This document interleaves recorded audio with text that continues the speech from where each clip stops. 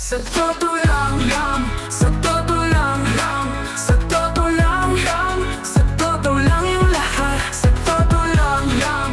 It's 3:54 na po ng afternoon dito po sa Pilipinas. Ricky Rivera po sa Totoo Lang. At para sa ating mga kababayang overseas Filipino workers, our prayers are with you.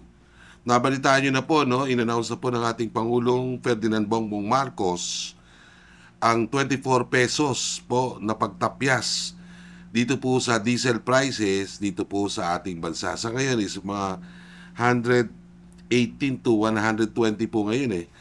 So malamang sa hindi, mga 90 or 95 plus po ang magiging presyo po ng diesel sa mga bukas, no? Tuesday. Yun po yung stated na ano yan. So mukhang gumaganda po, pero as we said, no? Napaka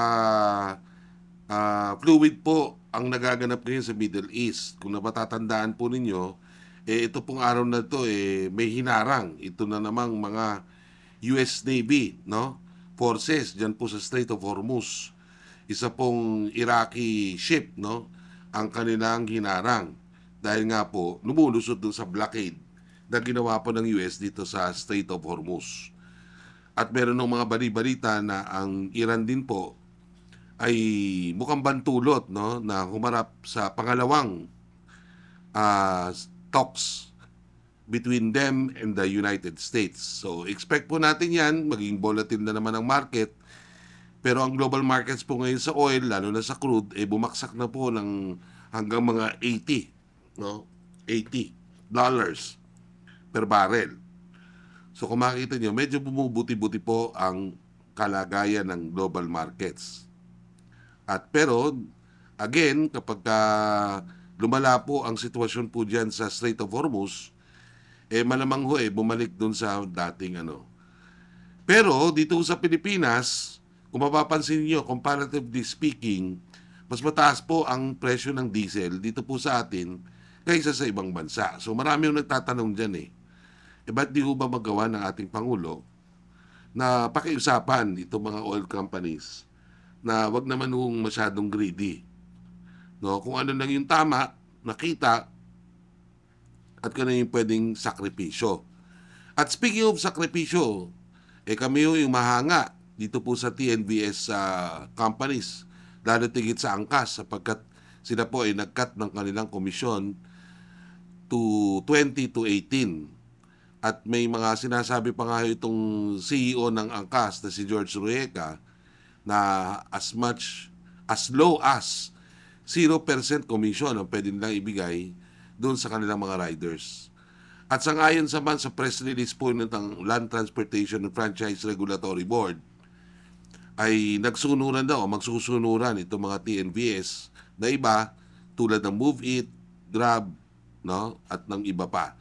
Tama ho yun sapagkat kinakailangan ho talaga may increase po natin yung income o yung take-home pay ika nga, no, ng mga TNVS drivers, lalo dikit itong mga driver na yan lang po yung kinabubuhay, no? At ito po ay alinsunod na rin kaya ginawa din ng angkas yan dahil alinsunod po sa panawagan ng ating Pangulong Ferdinand Bongbong Marcos ng unified, no, sectoral support. Ibig sabihin kinakailangan magkaroon ng pagkakaisang lahat, pribadong sektor at publikong sektor para at least maibsan ito pong kinakaharap na mga pagsubok ng ating mga TNVS drivers, no? So dapat to ituloy-tuloy ho ng pamahalaan yung kanilang pagbabantay at kanilang mga efforts, no, para mas mapababa pa ito pong presyo ng diesel lalo na pagkat yung diesel at ng gasolina talagang ano yan. Ngayon, ang pagtataka lang ho, ito pong bang 24 pesos na ito sa diesel laang. Dapat to maski sa gas. Sapagkat karamihan ng mga TNVS driver, yung mga gas yan, hindi naman mga diesel. Sa mga diesel, ito po yung mga naglalaki ang mga jeep at mga naglalaki ang SUV. No? At mga industrial firms, yun po yung nakikinabang dyan. At sangayon po tayo doon sa panukala, no, ng Department of Energy. Ito po kalihim natin Sharon Garin na magkaroon ng review dito sa oil deregulation law upang sa gayon ay hindi na po maging ganito yung ating sitwasyon sapagkat kada krisis na lang kada may nangyayari sa ibang bansa napakalala po ng epekto dito sa ating bansa. Kung may nangyayari sa ibang bansa, ang hagip at palaging naapektuhan ay ito pong ating mga consumer, mga ordinary mamamayan. So, at least nagpapakita na po ng magandang performance ito pong ating Pangulong Bongbong Marcos. Ang tanong, ito ba ginagawa nila para talagang honest to goodness ba ito na desire para tulungan ng mamamayan? Well, may mga namin nagsasabi, kaya ho daw ginaganyan, para tumaas pa lalo ito pong trust and confidence rating ng ating Pangulo na sumadsad ng mga nakaraang buwan.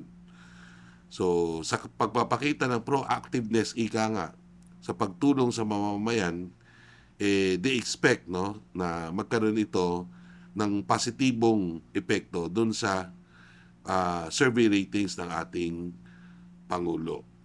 So, antabayanan niyo po yung mga susunod pang mga kami po ay mag-update dito po sa Current PH TV. Magandang hapon po sa inyo lahat.